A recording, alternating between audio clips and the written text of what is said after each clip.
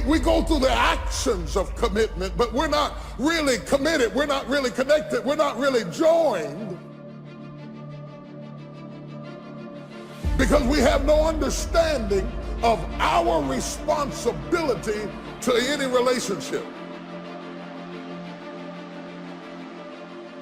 I had been working my whole life. And what I didn't understand by being determined to chase something, by being committed to it, and what commitment is staying true to what you said you were going to do long after the mood that you have set it in has left. You see, people think commitment is saying, yes, I'll do it on the days when it feels good. But I have been committed to everything that I ever started in my life, and I never stopped and I never quit it. And so by being committed to everything that I started, I finished it. It built a certain type of spirit. It built a certain type of mentality. It built a certain type of individual. And so now I couldn't quit even if I wanted to. I couldn't lay in the bed even if I wanted to. I couldn't stop even if I wanted to.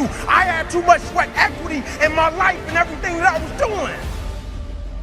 You cannot have relationship without reciprocity. You cannot get into a relationship to get and not give. And I want you to ask yourself, do you give as good as you get?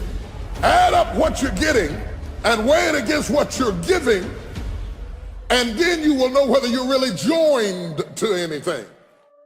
Because I understood my existence wasn't about me. I went from me to we a long time ago. I understood the process is more important than the product. It wasn't about the outcome for me. Whether I made it to the NFL or not, that was inconsequential in God's plan for my life. But I was going to fall in love with that process because I understood by falling in love with that process, it was going to turn me into a machine.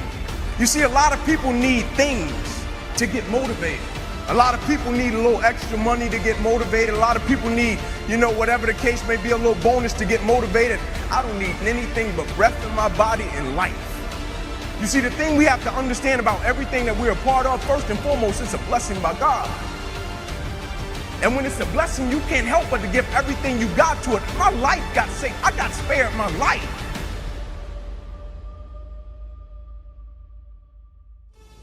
Without commitment, you'll never start, but more importantly, without consistency, you'll never finish.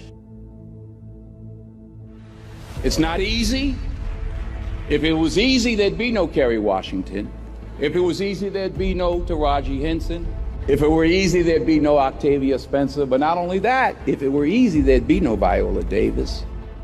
If it were easy, there'd be no Denzel Washington. So, keep working. Keep striving, never give up, fall down 7 times, get up 8. Ease is a greater threat to progress than hardship. Yeah, people that come to work, they take a job, they're not committed to the job, they want the check. They want the check. Well, everybody wants some money, baby. I'm just here for the check. That's why it's not gonna work for you. You don't understand the reciprocity. Anybody wants some money, but if you're not willing to give at least as good as you get, it will not last, and that's why you can't stay anywhere or work for anybody, but you've never been joined to anything. So you collect anniversaries, you've got a lot of birthdays, you've got some plaques on the wall, but you've never been the person that you could be, because the could be is locked up behind commitment, and until you're committed, you'll never get the could be. Because when you start looking at giving your best at all times, that's not easy. But when you are committing yourself to doing something, those are the standards that you set for yourself, because that's who you are. If you're working on a job where you're miserable, they're not paying you what you're worth, and you're dissatisfied. If you've decided to continue to take a paycheck, you owe it to yourself to give it your best effort. If you get in the habit of being mediocre or doing just enough to get by, you're not hurting anybody but you. You're cheating you. Your whole life is the facade, the whole thing is the face, the whole thing is the front. And now you're getting older and you'll never get to see what you could have been, because the cost of getting to see it is a commitment that you've never been willing to pay. You're trying to get somebody to fall in love with a you that you've never discovered yourself. The moment that you commit yourself, then all unforeseen incidents, people, things that can happen that are positive begin to come your way. And basically the whole thought was the fact that nothing comes to you until you commit yourself. There was a man who was an efficient builder. He had worked for years in a large company and had reached the age of retirement. His employer asked him to build one more house.